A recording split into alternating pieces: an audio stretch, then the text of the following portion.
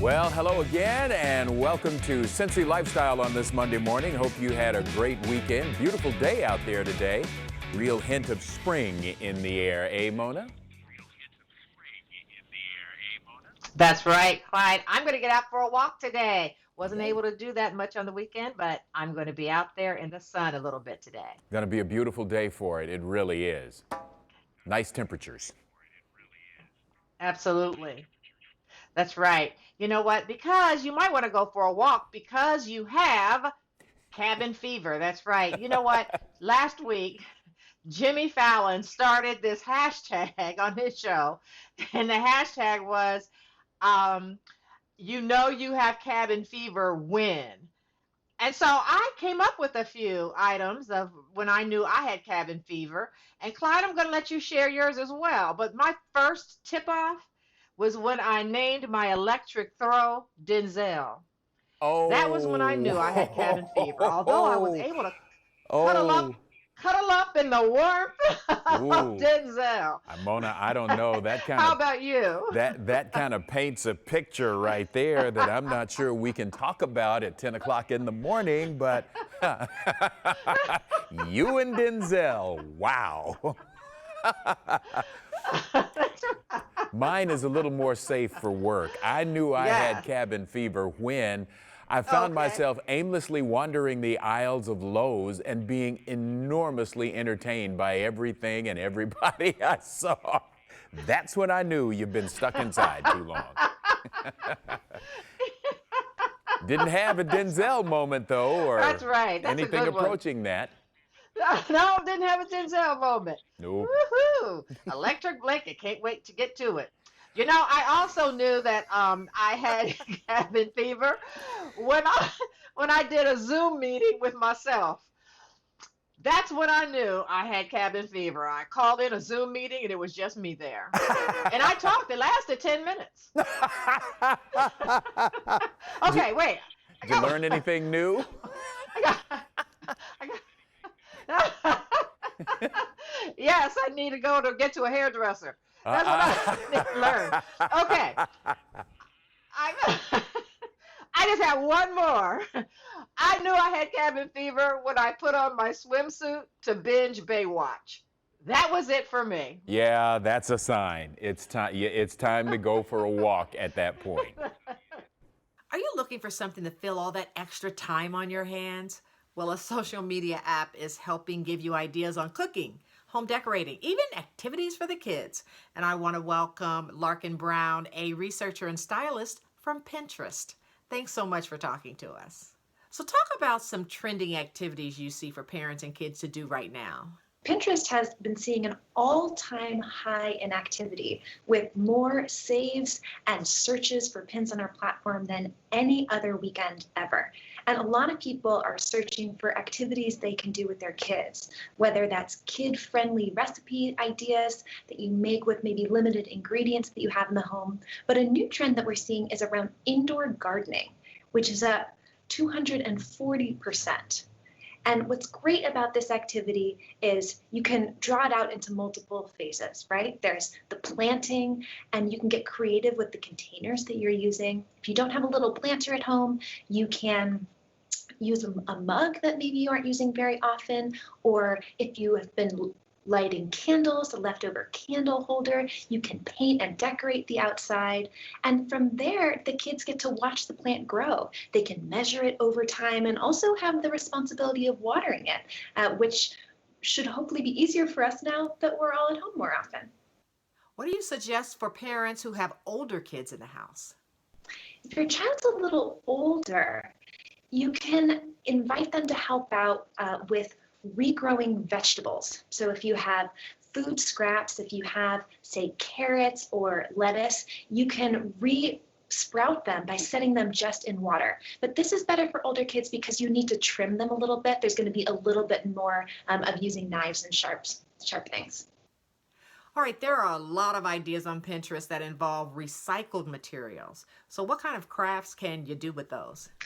One of the activities that I've seen recently is using popsicle sticks and essentially turning them into little building blocks. So you can paint them and then you put a little bit of Velcro on the tip of each of them. Just a stick on Velcro, super easy. And from there, you have these little flat building blocks that you can make into a whole bunch of shapes. If people want to get more information or more ideas, how can they find Pinterest? Well, you can check out these ideas and more on Pinterest, as well as our Today tab, which is a new place for inspiration. It has curated topics and trending ideas. Larkin, thank you so much for talking to us today. When you welcome someone into your home to make repairs, you want to make sure they're reliable and trustworthy. And when it comes to your windows, you can count on a family-owned business that's been helping people for generations. Well, today we're joined by Chris Carey, president of WindowsDirectUSA.com. Chris, thank you so much for talking to us. Thanks for having me on, Clyde. I really appreciate it.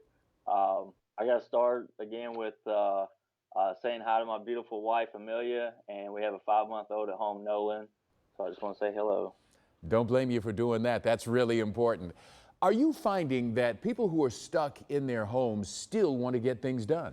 Absolutely. The phone's actually been ringing off the hook. We've been as busy as we've ever been with requests for estimates.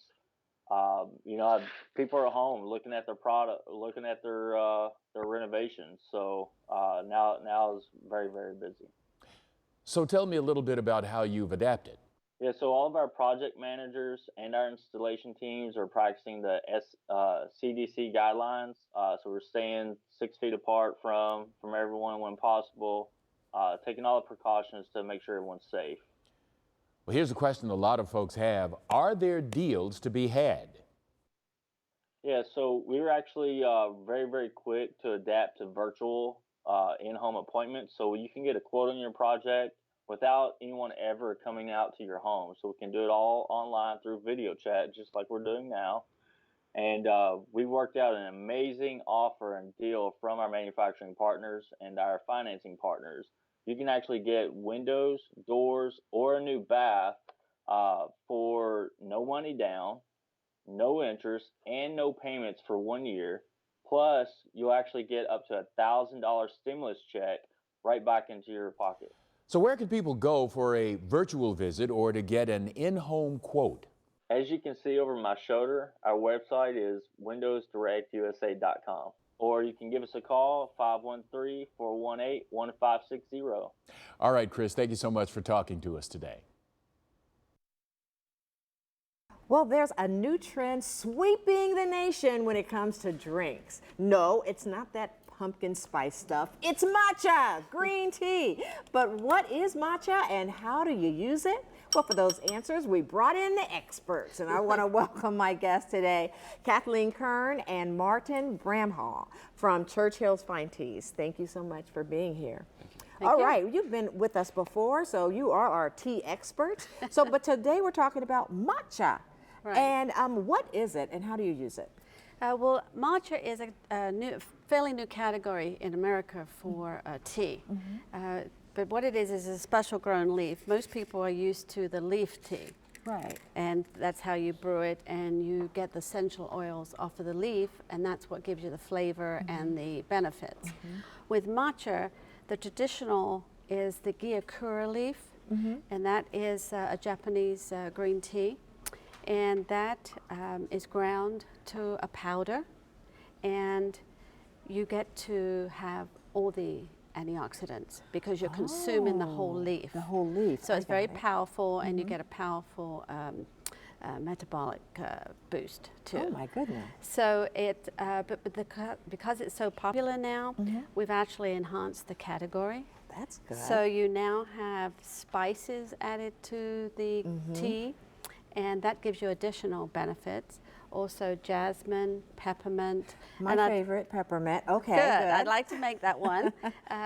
So what you do is, this is something that you use a bowl, preferably, because that's the traditional way to do it. Okay. And you would take a little water with the powder and whisk that.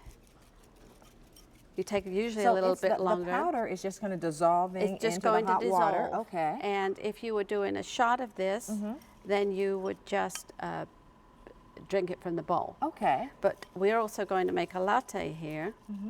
And so making it a latte, because I'm not a coffee or latte kind of drinker. I just don't know what these is. So you're adding something. What is he making over here? right, With so the white this foam. is that looks right. good. So we just took some milk, and you can use any kind of milk that you'd like. Oh, okay. And when we're doing to-goes at the shop, we offer them, you know, almond milk, whole milk, the different kinds of milk, because people have different preference. So we're just going to people like this because it's healthier, and they're served in these adorable little cups. I right. love these So little I'm going cups. to Okay. serve you some. Thank you. We got a little carried away with our peppermint. froth in here, That's but okay. I'll get you started. Thank you so much. This is delicious.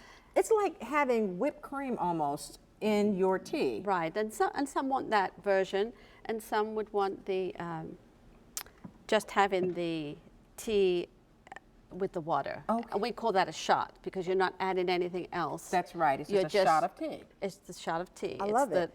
powder and the water. Well, thank you both for coming on and teaching us more about matcha. We really appreciate it, and it's delicious. I have to recommend it. Good, It gets a thank thumb you. up for me. Okay. All right, Clyde.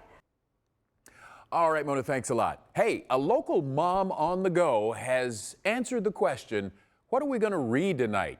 This is how she did it. She created a book service that is sure to have you and your child reading no matter what age the children are. And joining us right now to talk about this is Amy Kelly. She's the founder of My Bookworm Box. Amy, thank you so much for talking to us. We won't be able to see you, but we will be able to hear you. So, first of all, tell us how you came up with the idea for this in the first place. Yes, thanks, Clyde, so much for having me today. I'm excited to be here. So, as you mentioned, I'm a mom, and I had a 20-year career in corporate finance, you know, a household with 2 working parents, and as really all families are these days, so busy. And I just, you know, struggled to do a lot of things, you know, for 2 children, but one was finding books that we could read at night. I mean, we had a whole household full of books, but reading the same books over and over and trying to find time to get to the library, it's just really busy. So I thought there has to be a better solution to this problem. And it also gets kids excited to read because they get a package in the mail with new books. All right, so you've kind of hinted at the process. Tell us a little bit more about how it works. Yes. So you can sign up for a number of boxes. So for example, 4 boxes. We'll mail you your first box of books to read. And then when you're done reading them, you send them back for your next box. Oh, wow. How smart. How smart. Yeah. So as we're looking at the books, they kind of look like they're skewed more towards early readers. Is there anything for older kids in this process? Yeah, today it's newborn through about a 5th grade reading level. We are going to add a middle school box here very soon, hopefully this week. So you can keep tabs on that. But yes, it doesn't go older than, at the moment, 5th grade, soon to be middle school. Okay, so inevitably some kids are going to get hold of a book that they really like and really don't want to give up. Do they have to give them back? They do not. You can absolutely buy any books that you want to keep. Okay, all right. So what's been the reaction from kids and parents to this? Yeah, they love it. It's so much fun to hear all the stories about the kids asking when they're going to get their next box and, you know, can we get more boxes? So it's really been, it's been wonderful. It's been so fun for me as the founder to, you know, get to know these families and these kids who are our subscribers, and like that picture of Cora right there. So excited. Right quick, a lot of folks are going to want to know how to access these books, how they can order their bookworm box. So what do you tell them about how they can contact you? Yeah, so our website is www.mybookwormbox.com, and also Facebook, Instagram, LinkedIn, and Pinterest. Everything is simply mybookwormbox.com. Sounds like a great idea, Amy. Thank you so much for talking to us today. Thank you, Clyde, so much. Happy to have you. Now, coming up here on Cincy Lifestyle, we're going to find out more about the Beam of Hope. It's an inspirational project created by the same people who bring you Blink.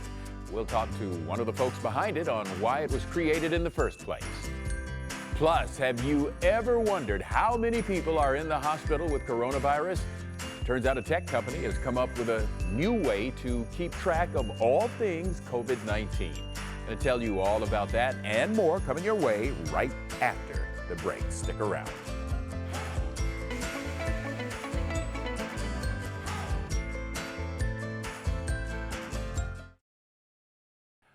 Welcome back. I could be wrong about this, but I think we could all use a beam of hope, don't you? One company here agrees and is dedicated to doing all it can to help us find the beam of light that brings us together in hope of better times. And here now this morning to talk with us about it, I want to welcome Steve McGowan, the owner of Brave Berlin. Steve, thank you so much for talking to us today. Thanks for having me, Clyde. It's good to see you. Yes, sir. Good to see you as well, in more ways than one, given the way this technology works sometimes. Can you tell us a little bit about where the idea came from for Beam of Hope? So if you remember during Blink, one of our creative partners, Vincent Lighting, they helped us illuminate the Roebling Bridge in grand fashion, and it was such a popular attraction for us. But Blink in general is just one of those events that just, it just pulls people together. And what we've learned, Dan and I, my business partner at Brave Berlin, what we've learned is that light and art has this real powerful way of bringing people together through good and through bad. So Randy at Vincent, he called and he said, "Hey, look, we've got this warehouse full of toys that we could put to work and put to good use. Could you guys put your heads together and think of something that we could do for the city that would lend a little bit of inspiration in these darker times?" So, through light, we thought, well, let's create something that would sit on our skyline and that people could see from a distance. So it was never really designed to be an attraction that we wanted people to visit. We wanted people to be able to sort of either see it online, know it was there, and then really just sort of be a message of solidarity for our community. Well, and you touch on exactly what I think is probably the most important thing about all of this, and that is, what is it you want people to feel? What do you want people to take away as a result of seeing this?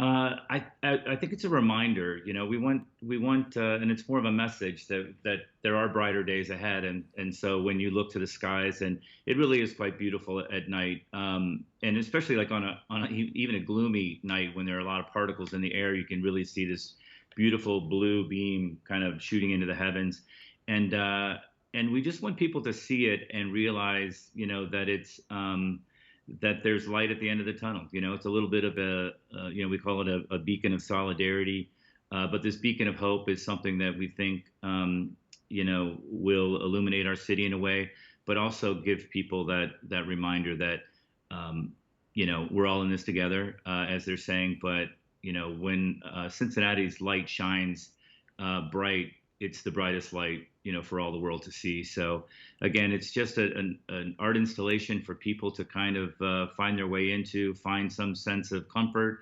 and also celebration of the Queen City. We are a beautiful, vibrant city, and we always have been and always will be. And we are just going through something right now that we can't all completely understand, but we're all helping each other out to get through it. And this is just one more way to remind us of that. Sure. We have very little time left, but can you tell people how they can connect with Brave Berlin and see this project? So Brave Berlin, we're just one of many partners, Agar Artworks, and the Hale Foundation. Again, the Hale Foundation, with their generosity, that's how we were able to sort of pull this thing off. So Tim Maloney at the Hale Foundation and their group, and then the Chamber helped us sort of execute and pull it all together. So there's sort of a bigger group here when you talk about this installation. But sure. Yeah. I'm sorry, I don't mean to cut you off, but we're running a little low on time there. Is there a website or another way people can connect with you? Either blink.com or braveberlin.com. So yeah, check us out. Again, this wasn't about advertising. It was just about feeling good and shining a light on our city. So enjoy it. Well, Steve, thank you so much for talking with us. I appreciate it. Yeah, thank you, Clyde. We'll talk soon. All right, Mona. Yeah, thank you, Clyde. We'll talk soon. Well, whether you're a small business trying to plan next steps for your company or an individual wanting to know the COVID-19 related statistics in your community, there's a new free tracker geared to help. Danielle Jackson has more. The COVID-19 crisis leaves Americans in a state of constant flux. The tech company Domo is working to get you infection stats, stay-at-home orders, and testing data in real time. So we take data from different state laboratories and state agencies and federal agencies, and we bring that down to the local level. So you can see it by zip code and by county. You can go to domo.com/coronavirus for all of the data. And then you can go to domo.com/gov to see all the applications that we've made to get your state and then also your companies back to work.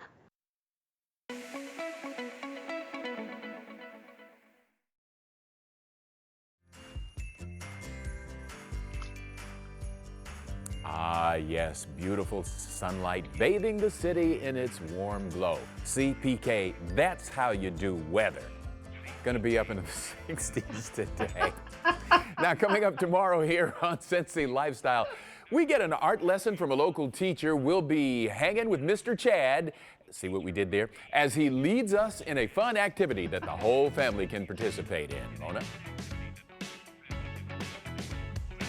Thank you. And then we're going to introduce you to a young woman who is taking string to art to a whole new level, and she might teach us how to do something at home. So we thank her and look forward to that. Clyde, it's been a great show. Thank you so much for joining us at home. We will see you tomorrow right here on Cincy Lifestyle. Reach out to us. We always love hearing from you. We'll see you tomorrow. Make it a great day.